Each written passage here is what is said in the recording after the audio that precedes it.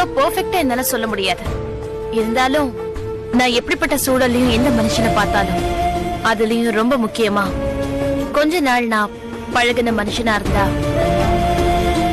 அவர் மனசுல என்ன ஓடிக்கிட்டு இருக்குன்னு நிச்சயமா என்னால கண்டுபிடிக்க முடியும். ஏதோ ஒரு விஷயத்த சின்சியரா நீங்க கிட்ட இருந்து மறைக்கணும்னு பாக்குறீங்கன்னு தெரியுது.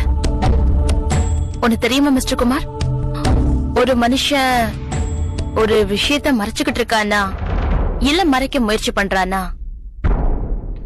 சோ அவனோட நார்மல் பிஹேவியர்ல இருந்து கொஞ்சம் வித்தியாசமா பிஹேவ் பண்ணுவான். பொய் சொல்ல ஆரம்பிப்பாங்க.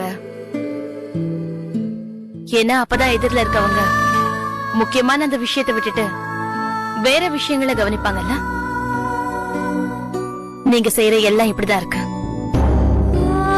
இப்படி நீங்க பேச்சுக்கு பேச்சு என்ன பார்த்து கத்துறது, தேவையில்லாம என்ன பார்த்து கோவப்படுறது, ரூடா பிஹேவ் பண்றது,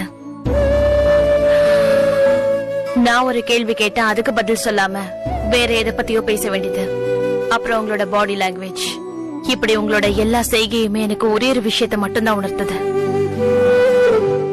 நீங்க எப்படியாவது என்னோட கவனத்தை முக்கியமான விஷயத்துல இருந்து தவிர்த்து வேற பக்கம் திசை திருப்ப முயற்சி பண்றீங்க.